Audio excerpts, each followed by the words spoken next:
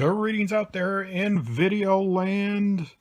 Back again with another review, another unboxing. This time with the Gamo PR 776 revolver. This is a 8-shot .77 pellet revolver. You probably could put BBs in there. I would not recommend it, however, because it is, as it says here, a rifled barrel.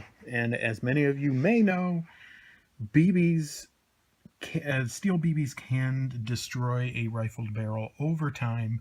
So not a good idea to use that. Probably the best idea is to use standard pellets.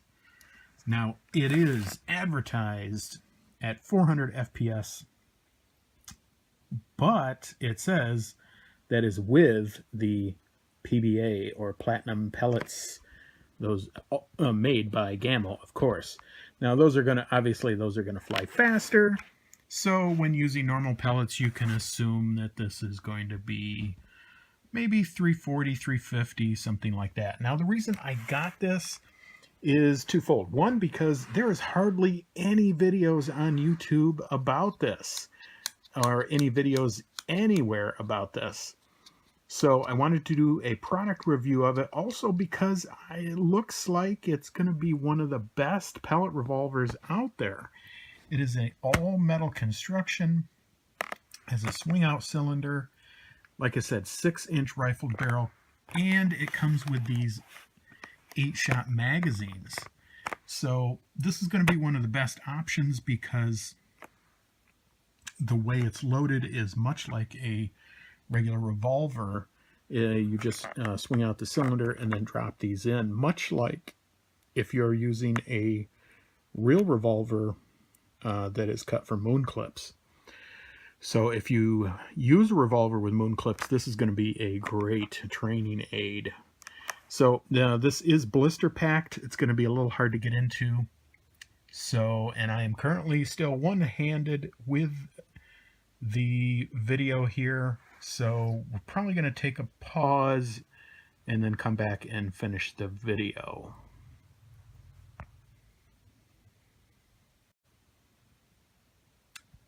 Okay, folks, we are back. The revolver has been released from its blister pack prison, and we are back in business. This is what you get. You get 2 magazines. As I said, these are 8-rounders. The pistol, of course, and your instructions. Looks like we have, as I said, the instructions. Looks like there is a warranty card here. When you're limited warranty, you get, there is your, I guess that's your registration card. Do not return to store, which means if there's something wrong, they're going to want you to go to Gamo for it. And here's your instructions. So what do we think? It is heavy. That is my first inclination. It is very heavy. And not only is it very heavy, it is very front heavy. I think it would be a lot better if some of the weight were in the back as well. Now that will change once you get the 12 gram in there, but it's not going to change all that much. Obviously, that's only going to add 12 grams to the back of it. So, how does it work? You've got forward on here. It releases the cylinder. And then, as I said, these just go in like moon clips on a revolver. Like that. And then go in. It is double action, single action, just like a regular revolver. You can pull the hammer back, or you can go double action. Now I have noticed there is a little bit of this trigger sticks a little bit. Now that may go away. It may need to be oiled. I'm not really sure. So there it goes again, right there. But it does seem to stick a little bit in double action. So it may need to be shot out a little bit. Other observations. The hammer action is a little weird, as you can see there. It kind of bounces a little bit. It's not like a real revolver. Not like even some the other pellet revolver I have, which I will show you in a minute. But as I said, it is heavy. It feels heavy. It feels real. It feels genuine. It's just, I wish they would have put some weight in the back of it. I think that would help it out a lot in the feels department. It is not a copy of any specific revolver, but it looks more Smith & Wesson like because of the cylinder release here. That is definitely Smith & Wesson like. And there is some kind of a rail here. I think it's not Picatinny. That is like Weaver, I believe. It does have a nice white dot sight out front, and it has nice bladed sight in back. And it looks like these are adjustable, which is also very nice. So it looks like, yeah, looks like adjustable by height and side to side as well. Let's take a look at the other side. Unfortunately, you do have the big Gamo warning here. May try covering that up with some bluing or maybe just a paint pen. The finish is real nice. It is a metallic like finish. I don't know if that's just painted on or what. As you can see, it does have the markings here, 177 caliber. And it's got the Gamo symbol right there. Made in Taiwan by Gamo, for Gamo. Okay, so how about a little comparison to this is the Crosman Vigilante. That is the other pistol, pellet pistol that I have, pellet revolver. As you can see, I like the trigger, or I like the hammer action on this one a lot more. Very nice feel, and the trigger I think is better on this one as well. No sticking to it. Feels good. Definitely better on this one. The only thing I don't like on this one is it is pretty much all plastic. Doesn't have the real feel that the Gamo does. Also, it is loaded. It's also loaded by one of these little discs. But if I can get it open here, it's loaded like a Webley. So you break the barrel, and then the magazine disc goes in.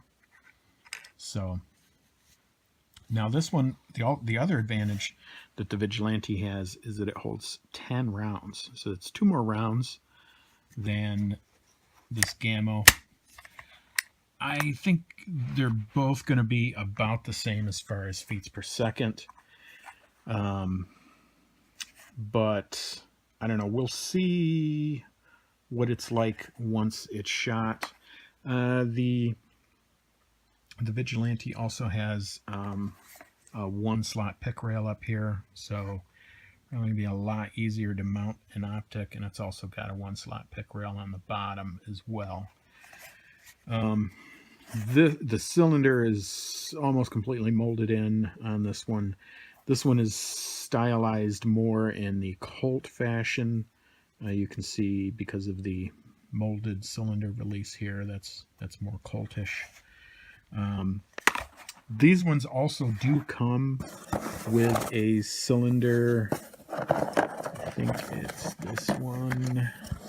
Not sure. That might be the one that's in it. I'm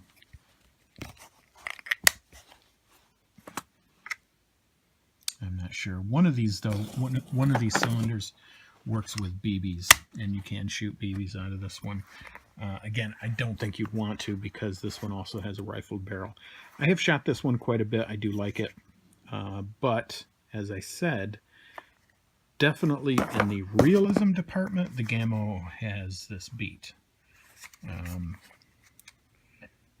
far as the quality of construction goes, we can see a seam on the hammer. In the metal construction, there's a definite seam right there. Other than that, it's pretty good. I'm not really seeing a lot of other issues here. Don't see a seam along the underneath. Really seems like the construction is pretty good. I like the slide out bay for the CO2 a lot better also than the Vigil. Or bought it for target practice, as I said. Bought this for target practice, as I said. I do have a 22 revolver, but I don't like to use it because it is old. So this will be nice, and also I can use this in my backyard as well. So it'll be nice for that. I did buy some of these Gamo red fire pellets to use with it. These are supposed to be, I don't know, they've got this red tip on them. They're supposed to be good for penetration, and I don't know if they're a little faster or not. I'm not sure, but we'll try those out as well. We'll have another video on this. We'll have a shooting video on this as well, so stay tuned for that. But for now, I think that's about it. We'll probably close this out, and we'll probably have a like a head-to-head with the Vigilante to see how they do. All right, so more to come on the channel. Stay tuned. A few more things with pellet rifles, and then I think I've got a review coming of a crossbow, actually.